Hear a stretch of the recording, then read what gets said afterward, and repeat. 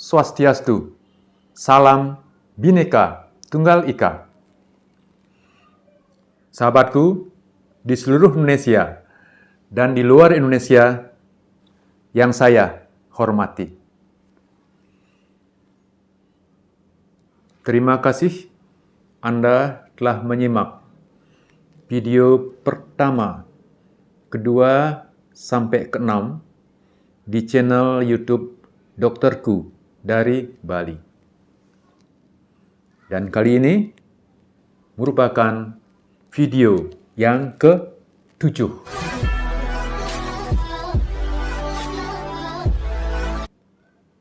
Untuk materi kali ini akan saya bahas hal yang sangat penting menurut saya, yang Anda harus simak dan Anda harus laksanakan.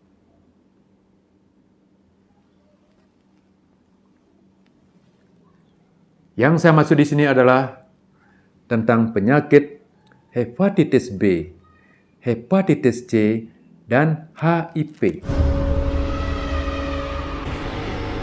Tentu yang saya bicarakan di sini tentang penyakit tersebut yang bersifat kronis. Ketiga penyakit ini tetap ada di tubuh Anda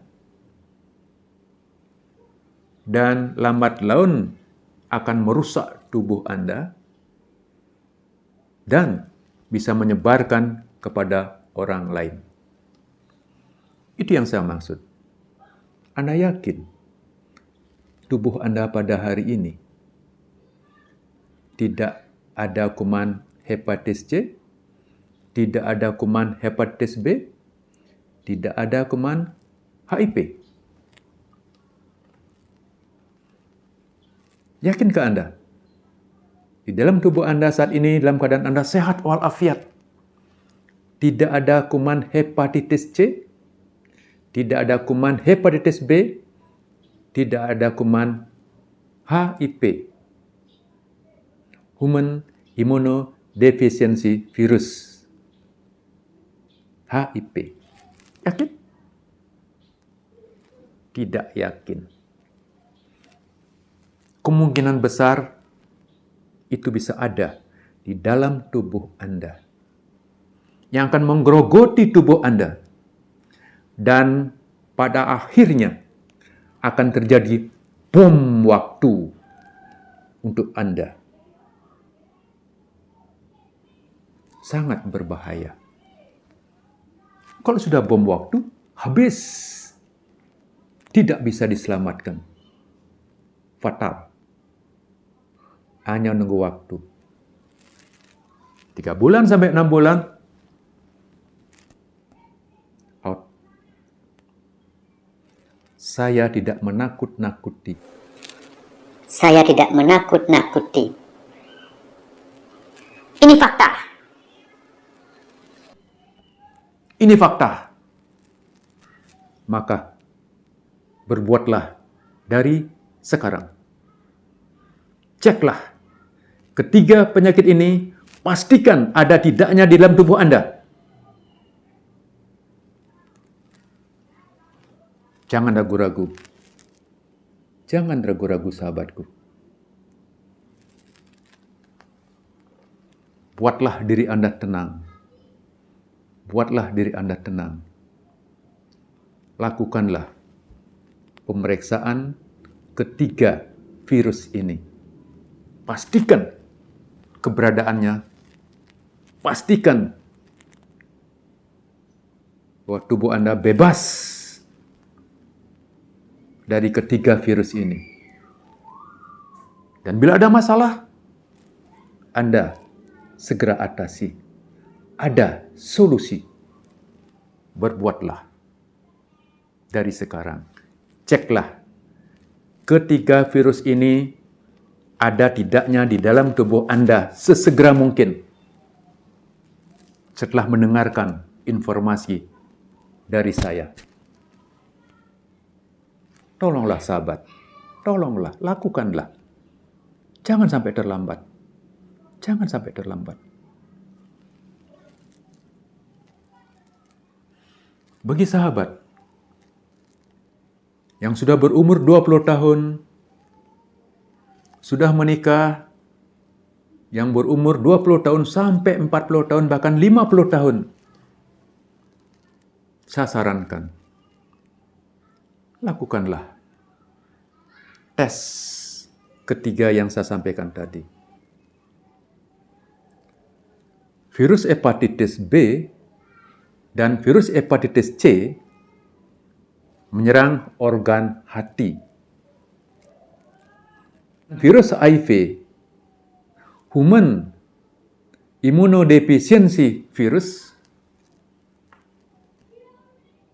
itu menyerang sistem kekebalan tubuh kita, merusak kekebalan tubuh kita, dan membuat kekebalan tubuh kita tidak berfungsi.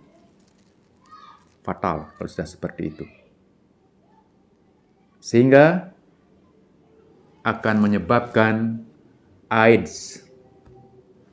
Kalau daya tahan tubuh kita sudah menurun, muncullah semua gejala-gejala penyakit akibat turunnya kekebalan tubuh kita. Penyakit kanker masuk, penyakit jamur masuk, infeksi masuk, dan sulit disembuhkan. Sehingga saya katakan fatal. Untuk HIV ke AIDS, itu bisa terjadi bertahun-tahun. Mungkin 5 tahun sampai 10 tahun bisa. Tergantung kekuatan tubuh seseorang. Dia terus menularkan kepada orang lain. Itulah kenapa kita sebut ini adalah penyakit kronis yang tidak kelihatan di dalam tubuhnya, tetapi dia pembawa. Tidak ada orang tahu. Orangnya sehat, segar, bugar. Orangnya cantik dan tampan. Ibu rumah tangga yang setia. Baik bujangan, semua bisa kena penyakit ini.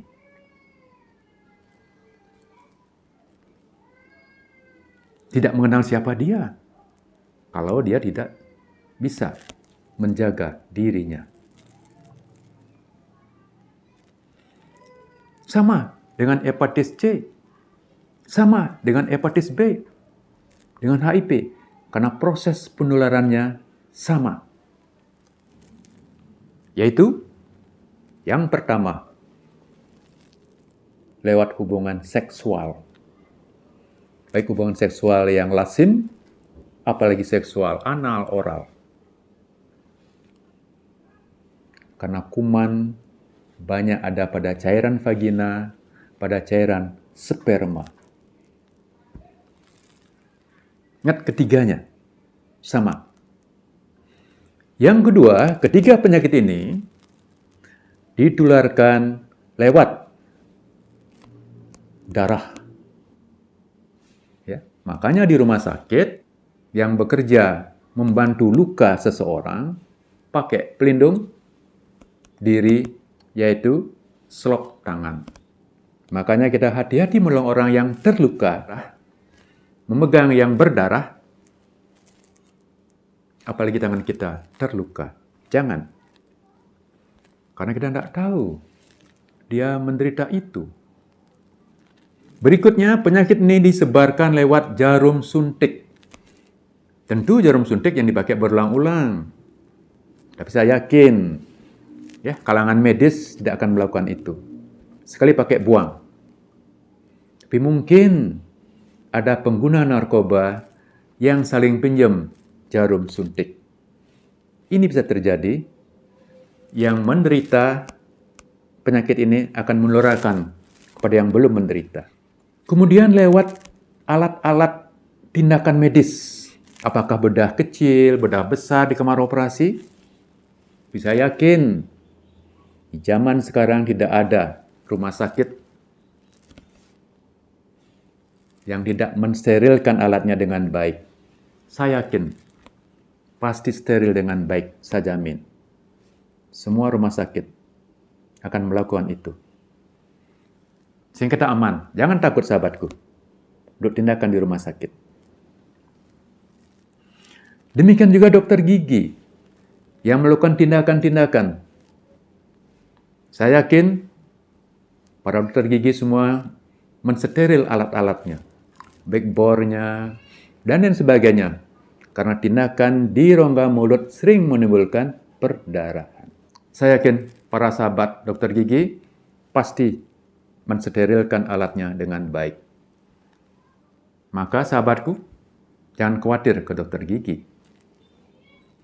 Hanya saya sarankan untuk sahabat dokter gigi, karena tindakan-tindakan di rongga mulut sering berdarah, dan kita menggunakan selalu air kumur,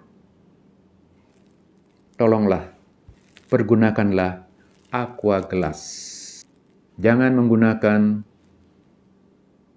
gelas yang bisa dipakai terus-menerus.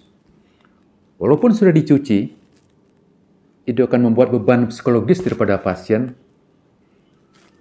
Tidak nyaman menggunakan itu. Takut, padahal sudah dicuci.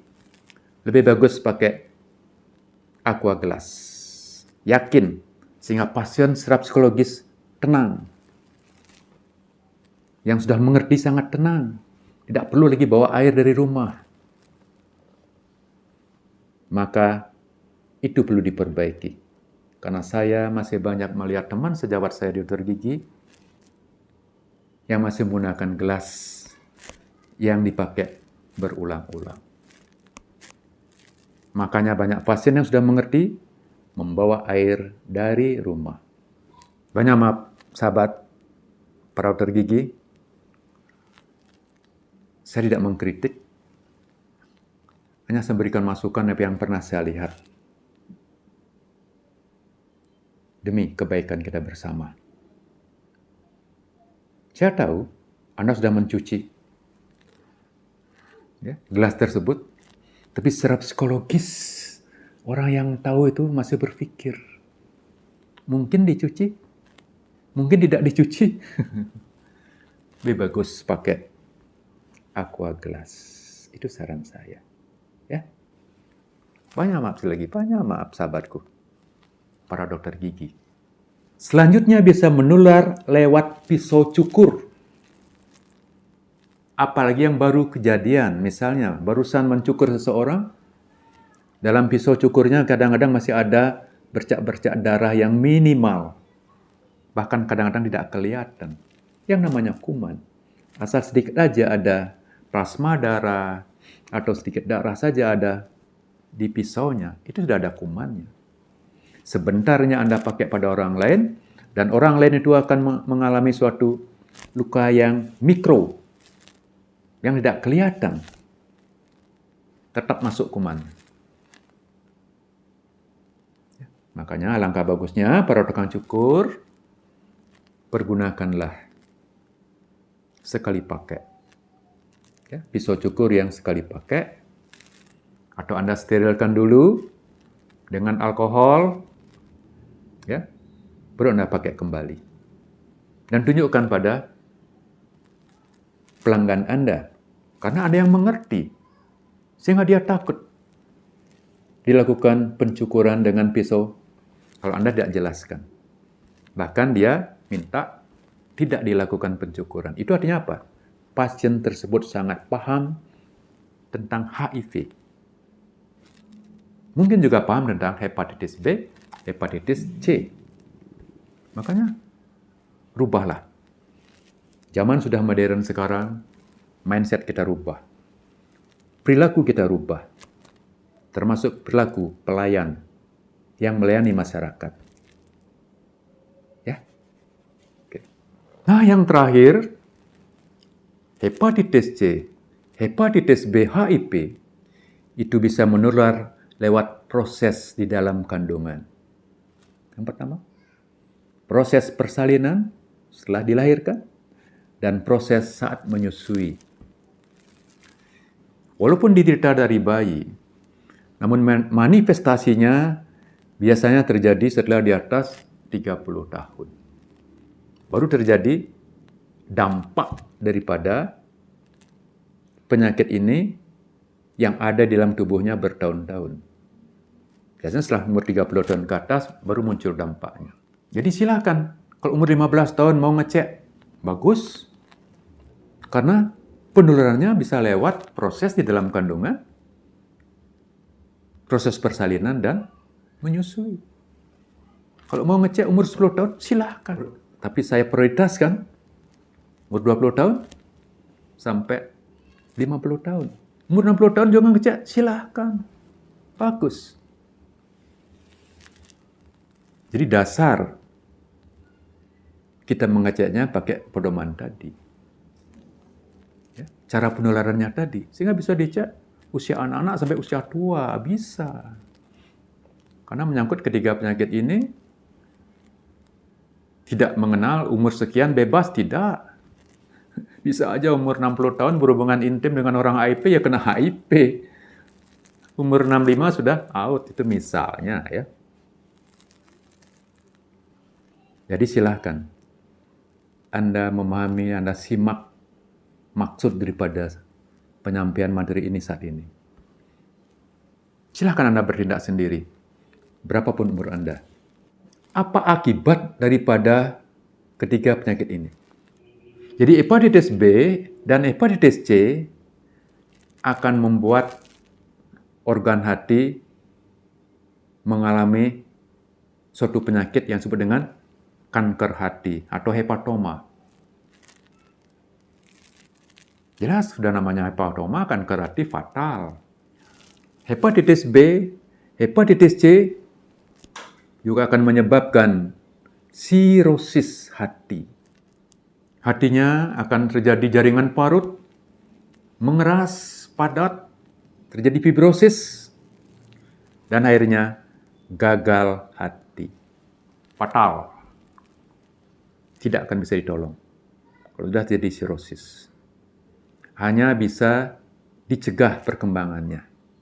Tapi disembuhkan sangat sulit. Sel hati yang sudah rusak sulit diperbaiki. Tapi kalau kerusakannya mungkin persentasenya kecil, kita bisa cut. Kita bisa stop kerusakannya lebih lanjut dengan manajemen yang benar untuk penyakit ini. Bila diketahui lebih awal. Nah, bagaimana dengan HIV?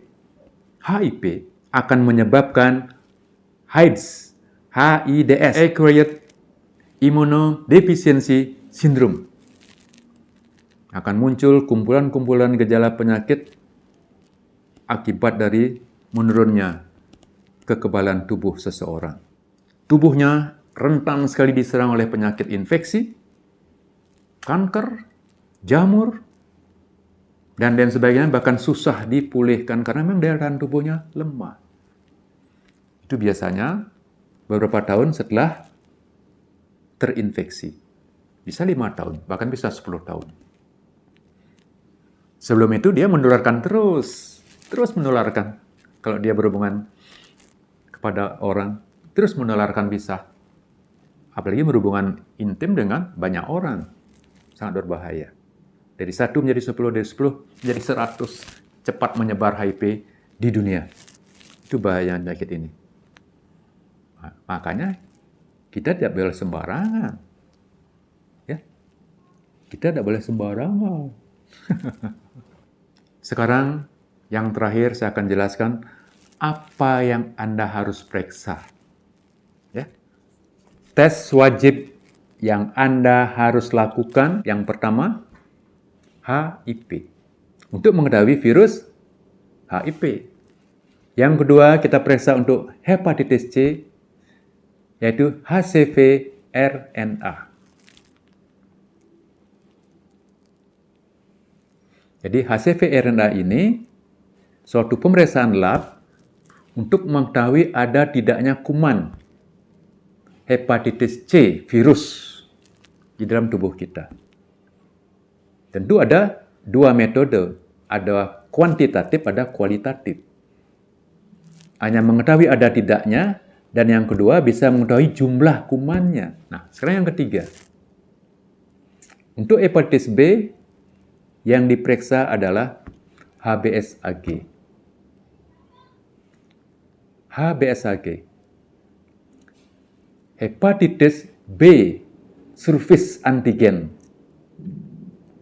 Nah, bila antigen permukaan hepatitis B virus ini ada di dalam tubuh, maka sudah pasti di dalam tubuhnya ada virus hepatitis B dan menularkan kepada orang lain. Walaupun positif ketiganya ini orangnya kelihatan segar bugar, sehat. Jangan terkecoh sekarang dengan kebugaran seseorang, dengan kecantikan dan ketampanan seseorang, dengan kekayaan seorang, orangnya berada, orangnya baik-baik, tidak bisa jadikan pedoman. Kalau kita tidak periksa, mungkin dia tidak sadari dirinya ada salah satu daripada ini. Karena dia tidak ngecek dirinya walaupun dia punya uang. Dia tidak lakukan. Mungkin dia tidak tahu. Nah, sekarang lakukanlah. Setelah mendengar penjelasan dari saya. Apalagi yang punya uang. Tidak usah banyak pikir, lakukanlah.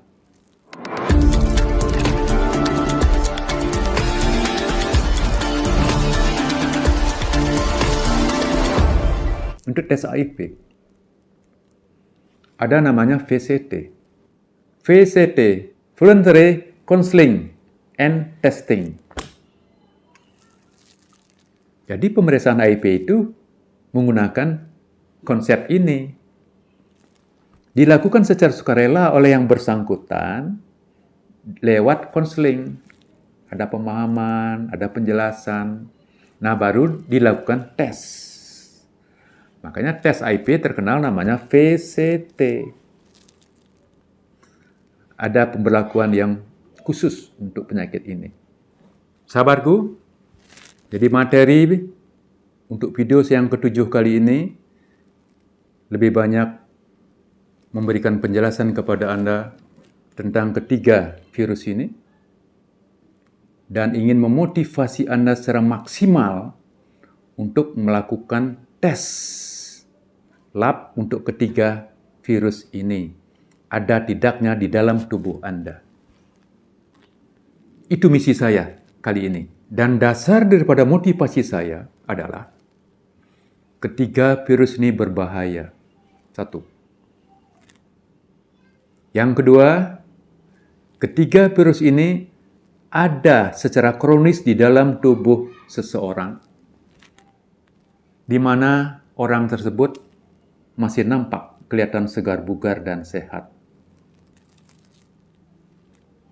Namun kalau dibiarkan, virus ini secara perlahan-lahan akan merusak. Kalau hepatitis B, hepatitis C merusak hati Anda. Sehingga terjadi sirosis dan kanker hati. Yang sangat fatal. Tidak bisa disembuhkan lagi. Kalau HIV akan menjadi AIDS. Akan masuk semua penyakit ke tubuh seseorang, kanker masuk, infeksi, bakteri, virus masuk, yang lain, jamur masuk, dan sulit disembuhkan. Fatal. Itu dasarnya. Jadi dasarnya utama, kuman ini ada di dalam tubuh seseorang, orang itu nampaknya segar bugar dan sehat, sehingga yang bersangkutan lelai, tidak terpikirkan itu ada. Dan akhirnya, setelah beberapa tahun akan menjadi bom waktu. Dan ini bisa dicegah bom waktu tersebut dengan cara memeriksa keberadaan daripada virus-virus tadi ada tidaknya di dalam tubuh Anda. Nah, sekarang ada periksa saja ke lab, tidak usah minta pengantar dokter. Begitu Anda dengar penjelasan saya ini, yang punya biaya sesegera mungkin datang ke lab. Banyak lab. Lab besar, lab kecil. Silakan yang bisa melakukan pemeriksaan itu. Tidak usah pengantar dokter. Orang sudah canggih sekarang, sudah dianggap masyarakat sudah cerdas. Bisa diminta sendiri, jelaskan di lab tersebut. Saya kepingin memeriksakan diri saya, ada tidaknya di tubuh saya virus hepatitis C, virus hepatitis B, dan virus HIV. Ngomong begitu. Nah, setelah itu, bila non-reaktif atau negatif, sudah Anda tenang. Boleh Anda konfirmasi dengan petugas lab. Apa artinya ini? Biar Anda tenang, tidak ketemu dokter. Ya. Non-reaktif itu artinya negatif. Non-reaktif, negatif. Tidak ada kuman di dalam tubuh kita. Reaktif, nah itu positif. Disinilah Anda harus pergi konsultasi ke dokter spesialis penyakit dalam. Untuk hepatitis C dan hepatitis B, Anda pergi ke dokter spesialis dalam gastroenterohepatologi. Bagi yang positif HIV, silakan Anda datang konsultasi ke dokter spesialis penyakit dalam mana saja. Ya. Dan saya informasikan, hepatitis C bisa disembuhkan sempurna. Untuk HIV, dikasih antivirus bila positif, sehingga virusnya terdiam. Ya, terdiam virusnya tanpa gerakan. Sehingga tidak akan menjadi AIDS. Tapi minum obat seumur hidup. Namun hepatitis B ini ada perkecualian. Ada penanganan khusus. Saya akan bahas nanti di materi selanjutnya. Apa yang Anda lakukan bila Anda reaktif, carrier, atau menderita penyakit virus hepatitis B kronis. Akan saya sampaikan di materi berikutnya. Tapi tetap Anda saya sarankan, Anda harus ketemu konsultasi dengan dokter spesialis penyakit dalam, subspesialis gastroenterohepatologi. Nanti Anda samakan dengan materi saya. Hepatitis B ini lain, tidak dikasih antivirus langsung untuk menahan. Itu yang saya tahu, manajemen hepatitis B saat ini. Semoga ada manajemen yang lebih baik, yang bisa segera memberikan antivirus mungkin. Saya tidak banyak komentar itu, karena ada ahlinya. Tapi saya punya bukti bahwa antivirus itu luar biasa. Saya punya pasien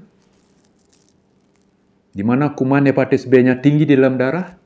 Setelah dikasih antivirus beberapa bulan, langsung tidak terdeteksi virus hepatitis B-nya di dalam darah. Itu artinya apa? Obat antivirusnya bekerja dengan baik, sehingga tidak akan merusak lebih lanjut lagi. Apalagi hepatitis C, langsung negatif, langsung sembuh. Ya, virus yang ada di dalam tubuh pasien. Kalau HIV, masih penyakit hanya dilemahkan, dibikin pasif, dibikin diem, tidak dinolkan. Belum bisa dinolkan. Semoga bisa dinolkan. Sehingga tidak perlu minum obat seumur hidup. Sahabat Indonesia dan sahabat di luar Indonesia yang saya hormati, terima kasih Anda telah menyimak video yang ke-7 saya kali ini. Semoga bermanfaat. Dan terima kasih kepada Anda yang sudah mensubscribe channel Dokterku dari Bali. Sehingga kita tetap akan bersahabat. Masih banyak ilmu yang ingin saya sampaikan kepada Anda. Ini baru video yang ke-7. Ada ratusan video nanti secara bertahap. Makanya bersahabatlah dengan channel saya ini. Dokterku dari Bali. Saya akhiri. Salam Bhinneka Tunggal Ika. Om. Santi. Santi. Santi. Om.